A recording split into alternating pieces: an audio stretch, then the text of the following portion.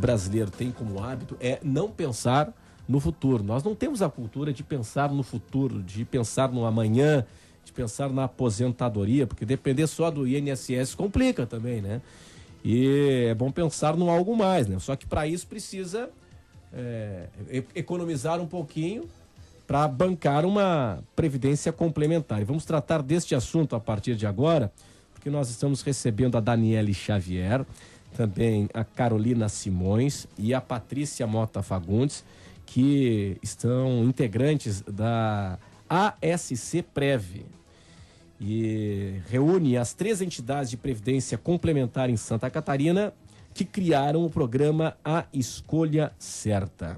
Bom, eu começo com a Patrícia, que está aqui do meu lado. Patrícia, o que é essa campanha? O que é esse programa A Escolha Certa? Boa tarde. Boa tarde. O programa A Escolha Certa é um programa de educação financeira e previdenciária que visa, em sumo, né, estimular a poupança de longo prazo.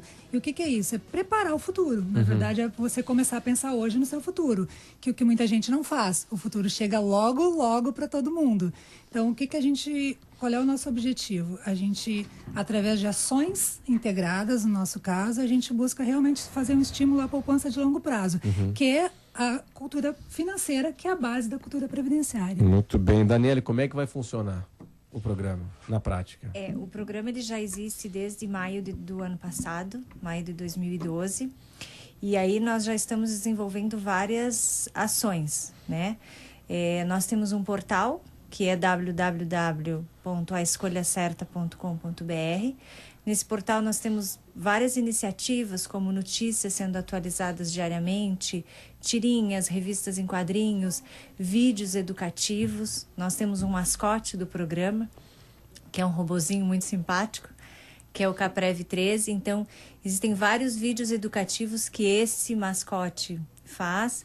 E temos enquetes, página no Facebook, que também a comunidade pode ter acesso. A gente está sempre atualizando. Então, a gente tem várias iniciativas que nós fizemos com essas entidades integradas para promover, disseminar esse conhecimento. Muito bem. Carolina, nós temos aí em Santa Catarina cerca de 6 milhões de habitantes. Há um percentual já, é possível estimar quantos possuem previdência complementar? Olha, eu acho que nem 1/3 disso, mais ou menos.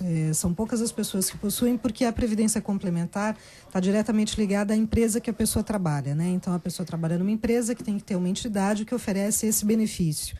Então, hoje em dia, não são todas as empresas que oferecem isso como benefício. Dúvida. E como é que é o nome da previdência? Aquela que eu sou autônomo e aí eu quero ter a minha previdência complementar, não é possível também? Claro que né? Também é possível, mas aí nesse caso você tem, por exemplo, numa instituição financeira, você contrata um plano de previdência complementar, que é um PGBL ou um VGBL.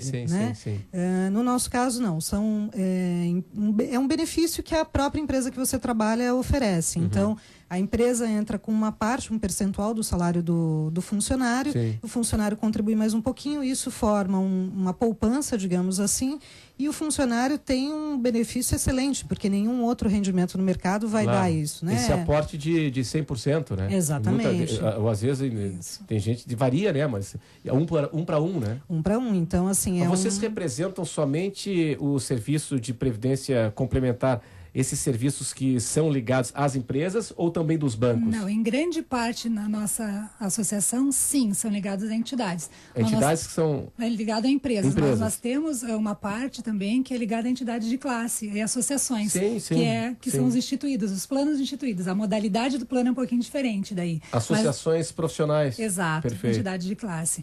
E tem uma diferença, só para ficar claro, que nós somos uma entidade de previdência complementar fechada. Por quê? Porque nós estamos ligados a empresas e a entidades de classe. Quando você compra no banco, é uma entidade de previdência complementar aberta. Porque qualquer um pode ir lá... Pode aderir. Aderir, exatamente. Então, agora tem uma questão importante que é a gestão da Previdência, né?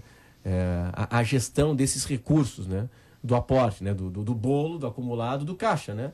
Do lastro, né, do plano, né? E você tem o aporte da empresa, o aporte do funcionário, do colaborador. Hoje é colaborador. Quem é que faz a gestão desses recursos? É um conselho? Como é que funciona?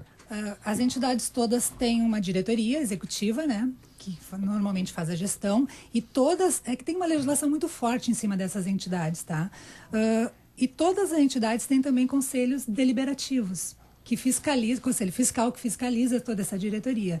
E os órgãos maiores, Previc, que é ligado ao Ministério da Previdência, que também é direcionado para esse ramo da Previdência Complementar Fechada. E geralmente as entidades também têm comitês dentro delas, que são os comitês de investimento e os outros comitês todos que ajudam a diretoria e o Conselho Deliberativo a fazer todas as ações. Então, é tudo muito ligado à legislação.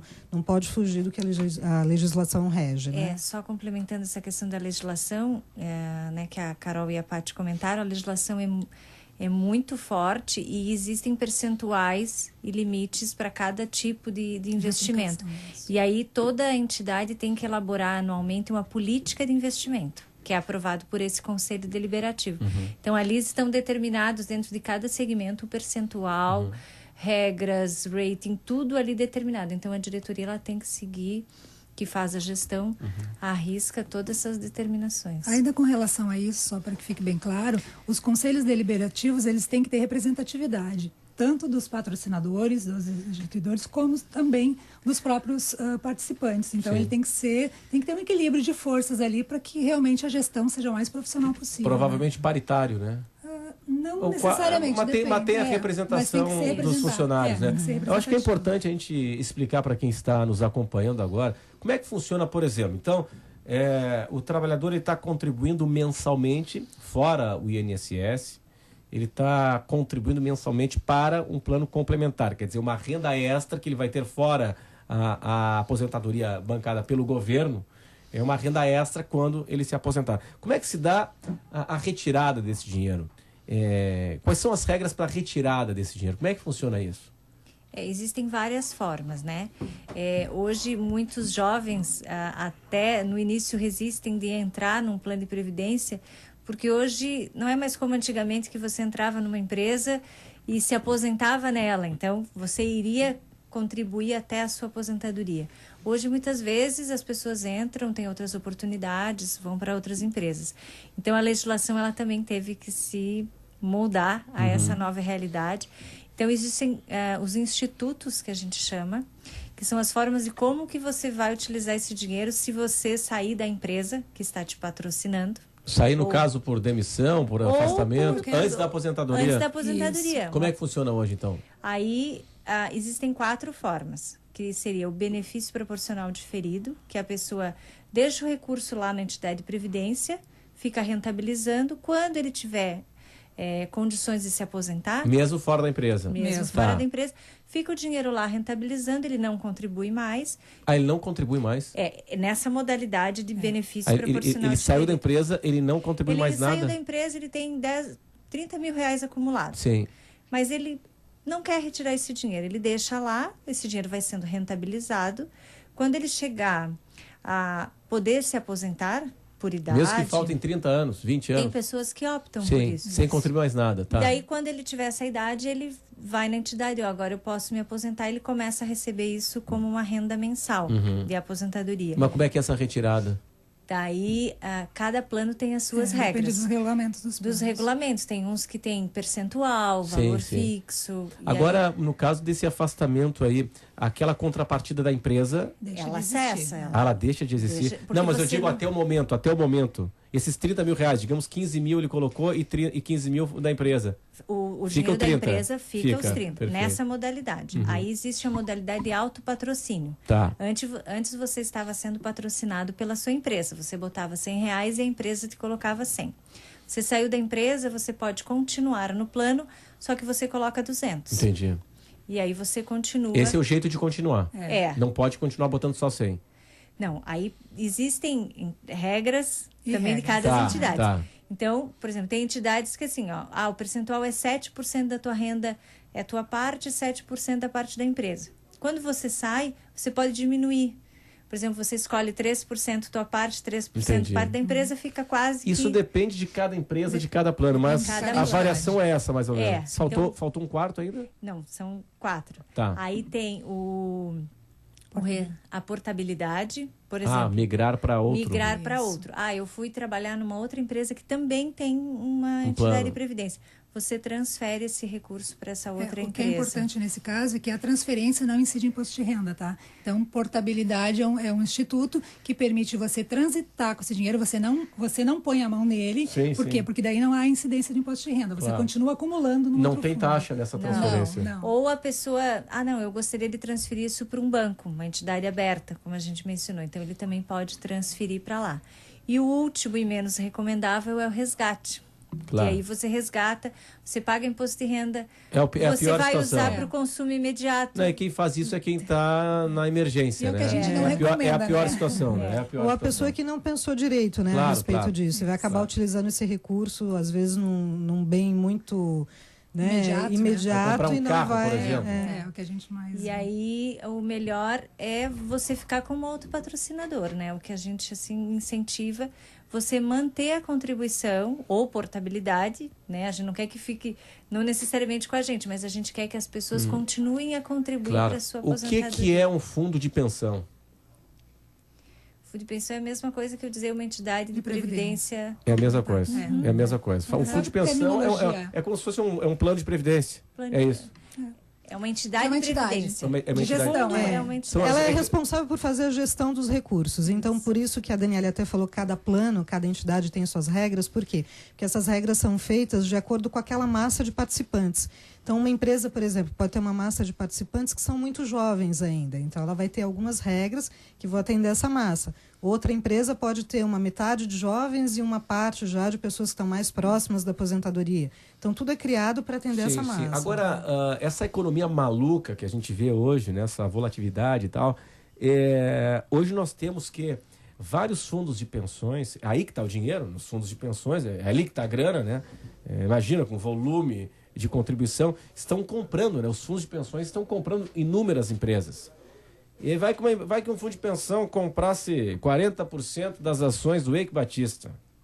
Ia ser uma encrenca tremenda, né? Para depois honrar com seus compromissos e tal. Quer dizer, nós temos um histórico de quebra, de falência em fundos de pensão. Temos alguns exemplos aqui no Brasil, preocupantes. O da Varig, que é um dos mais recentes. Dos mais recentes. Né? É só deixar uma coisa bem clara, que as empresas elas fazem investimentos em algumas empresas, tá? Elas compram ações, na verdade, né? Você está comprando ações. E mas se tivesse comprado do Eike, tinha evaporado essa ação, né? Mas você não pode concentrar muito recurso. Claro, a legislação tem regras que inibem um pouco esse tipo de risco, exatamente. Tá? Agora é o seguinte, a tendência é de ascensão no mercado? É ascensão, é crescimento de adesão? Sim. Porque esse programa de educação ele é incentivado pelo governo. Então, o governo está incentivando, né? Tudo isso surgiu de uma recomendação do Ministério da Previdência para as entidades do Brasil começarem a ter esse programa de educação financeira. A poupança de longo prazo. Claro, Porque, como tu disse no início, né? Depender do INSS... Não dá. Não dá. O seguinte, para fechar aqui, o endereço eletrônico da campanha, do programa, como é que é? O site é o www.aescolhacerta.com.br. A Escolha Certa. aescolhacerta.com.br. E existe uma página no Facebook também, que é Facebook/A Escolha Certa.